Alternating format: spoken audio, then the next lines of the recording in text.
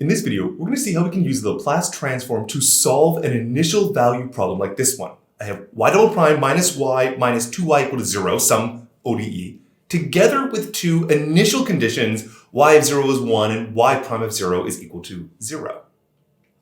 The big idea of Laplace transforms is that we are going to apply the Laplace transform and turn this differential equation into an algebraic equation. The algebraic equation we're going to be able to solve, and then we can invert the process by taking the inverse Laplace transform and getting back to a solution to our original initial value problem. Let's see how to do that. So the method is going to be first to take the Laplace transform of both sides. So let me do that. I'm going to first take the Laplace transform of y double prime. I'm going to subtract off the Laplace transform of the y prime, and I'm going to subtract off twice the Laplace transform of just y. This is what it means to be linear, that I can say the Laplace transform of some linear combination is the linear combination of the Laplace transforms. On the right side, this is nothing but the Laplace transform of 0, which is indeed just going to be 0. To make our lives a little bit easier, I'm going to define the new notation that y of s is just going to be a stand-in for the Laplace transform of the function y of t that I began with. Okay, so now I need to figure out what is the Laplace transform of the first derivative, the second derivative, and so forth. But this is something we've computed actually in a previous video. So let's do the first one. Let's do the Laplace transform of y double prime here. The expression we had seen was that it was an s squared times y of s. And then it was going to subtract off an s times y of 0, and then subtract off a y prime of 0. That is, it becomes s squared times this new variable y, and then it had just two constants, y of 0 and y prime of 0, just constants. We're going to solve for those with the initial condition. All right, next up I need to subtract off the Laplace transform of the derivative. And the first derivative is a little bit simpler. It was s times y of s, and then I just subtract off by y of 0. Finally, I subtract off by 2 times just the Laplace transform of y, which we have defined to be just capital Y of s, and then the right-hand side is, once again, 0. Now I'm going to take those initial conditions, the y of 0 equal to 1 and the y prime of 0 equal to 0, and just plug them in, and let's just see what happens there.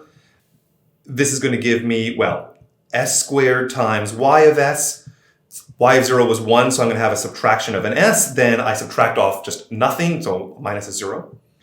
Then I subtract off s times y of s. I then have another subtract off y of naught, but it's got two minus signs now, and as a result, it's going to give me a plus 1, and then a minus 2 times y of s, and all of this is equal to 0.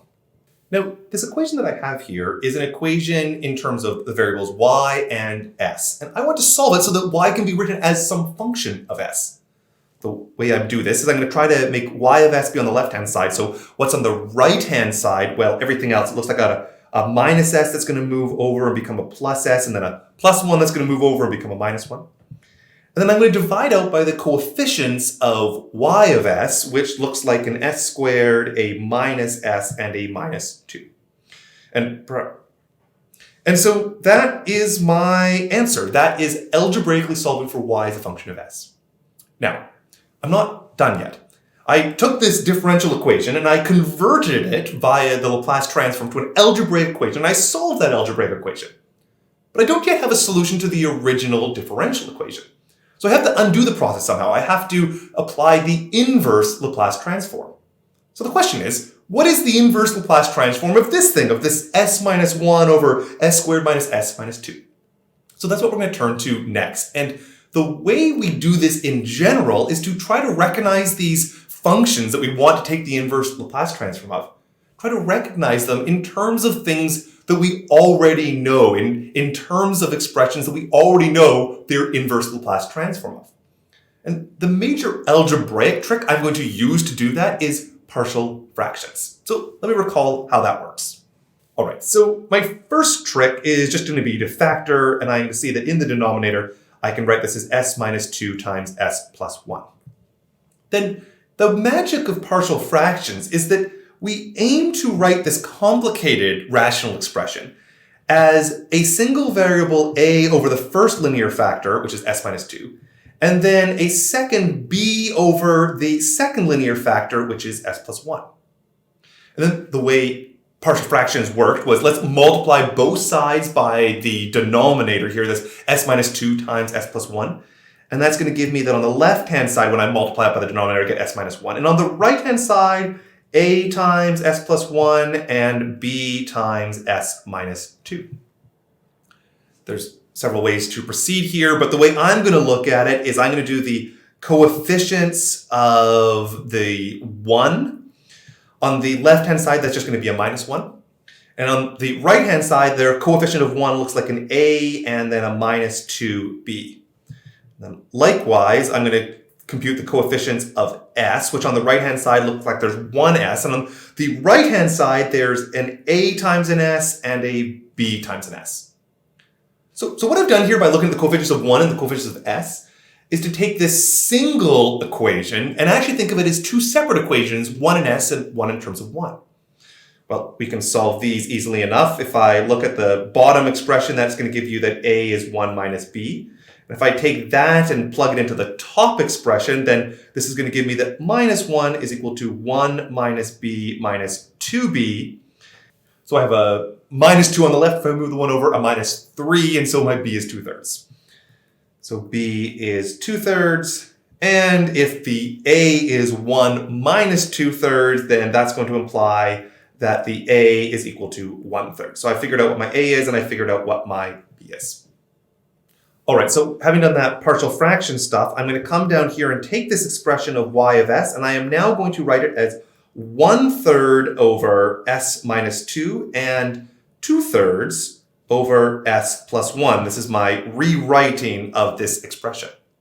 Okay, so let's move that up as well, and then we can study it. What my final goal is to compute the inverse Laplace transform of this. But now I've finally written it in a way that I can understand. And the reason is because I know a Laplace transform that looks like this.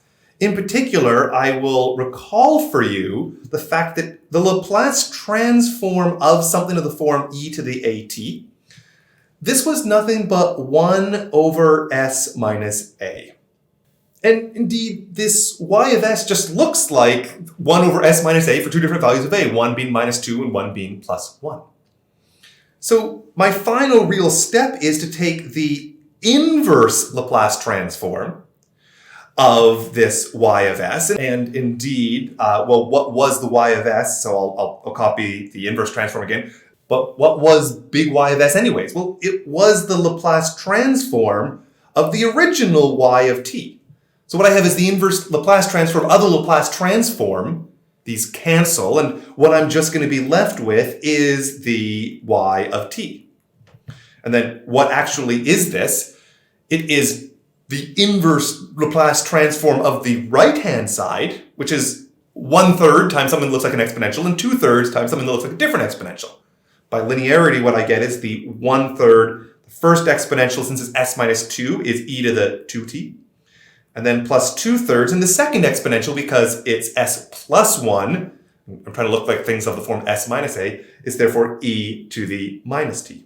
So what I finally have is a solution to the original initial value problem, the differential equation together with the initial conditions. I'll leave it to you to check that if you take the derivatives and plug it in, that indeed this does work. So this example has hopefully illustrated to you why this method of Laplace transforms is so effective. By converting our original differential equation into an algebraic one that also included the initial condition data, we were able to solve that and invert back, and now we have a solution to our original differential equation.